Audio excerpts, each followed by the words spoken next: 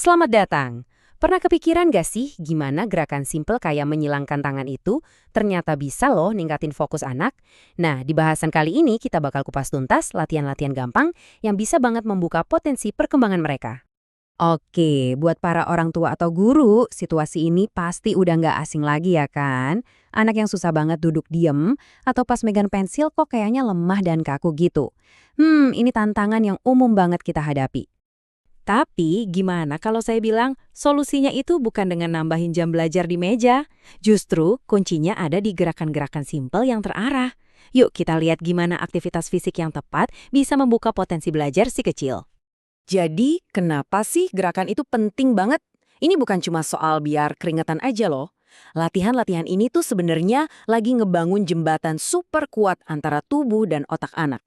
Nah, yang paling keren di sini, manfaatnya itu jauh lebih dari sekedar fisik.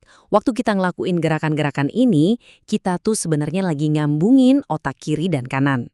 Hasilnya, wah, fokusnya jadi lebih bagus, daya ingatnya juga jadi lebih tajam.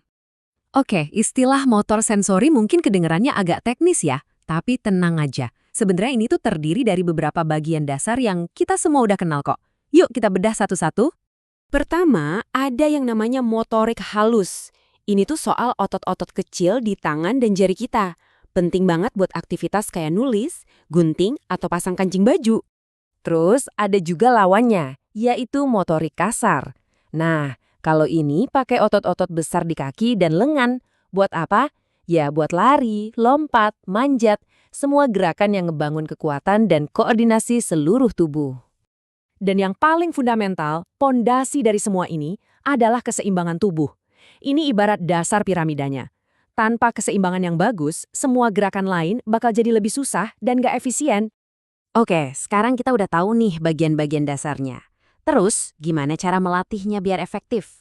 Nah, kuncinya ada di satu prinsip penting yang bikin setiap latihan jadi maksimal hasilnya. Namanya prinsip pemeringkatan.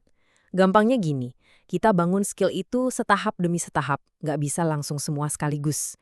Tujuannya adalah ngasih tantangan yang pas, cukup buat merangsang otak, tapi nggak sampai bikin mereka frustrasi dan nyerah. Jadi, intinya selalu mulai dari yang gampang dulu baru ke yang susah. Misalnya nih, anak lagi belajar loncat.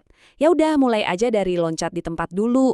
Nanti baru deh tingkatkan dari sedikit ke banyak, jadi beberapa kali loncat berturut-turut. Ini ngebangun rasa percaya diri sekaligus skillnya.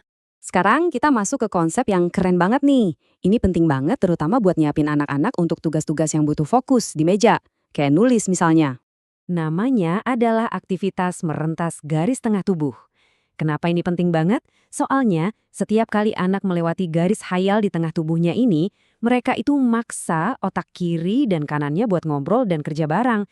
Ini senam otak yang luar biasa. Nah, gambar ini nunjukin contoh yang pas banget. Lihat deh, gimana tangan kanan harus nyebrang garis tengah badan buat ngambil barang di sebelah kiri. Aktivitas sesimpel ini ternyata lagi ngebangun jalur-jalur saraf penting buat skill kayak pakai sepatu atau bahkan nulis dari ujung kiri ke ujung kanan halaman. Oke, terakhir kita balik lagi ke masalah awal kita, megang pensil. Ini dia beberapa tips yang spesifik dan praktis banget buat nguatin jari jemari anak biar jago nulis. Jadi, gimana dong kalau genggaman pensil anak itu lemah? Pasti bikin mereka frustrasi ya. Tangannya jadi cepet capek, tulisannya juga jadi berantakan. Coba deh cara ini, nulis sambil tengkurap. Kelihatannya sepele ya kan?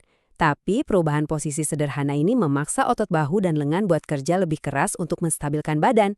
Nah, secara nggak langsung, ini nguatin otot-otot yang dibutuhin buat megang pensil dengan mantap. Nah, ini masalah umum lainnya. Anak neken pensilnya kekencengan sampai kertasnya sobek. Ini biasanya tanda kalau mereka lagi butuh input sensori lebih atau emang susah ngontrol tenaganya. Solusinya, kasih mereka feedback sensori yang langsung terasa. Coba suruh mereka nulis di atas karpet. Kalau nekannya kekencengan, pensilnya bakal nyangkut. Atau yang lebih seru, nulis di atas permukaan balon, wah bisa meletus. Cara-cara asyik ini ngajarin mereka secara alami buat ngontrol tekanan. Jadi pertanyaannya, gimana caranya gerakan-gerakan fisik sederhana ini bisa membuka potensi belajar anak secara penuh? Jawabannya jelas banget. Ini bukan cuma soal ngelatih otak aja, tapi tentang menyatukan otak dan tubuh lewat gerakan yang punya tujuan. Ingat, gerakan itu membangun otak,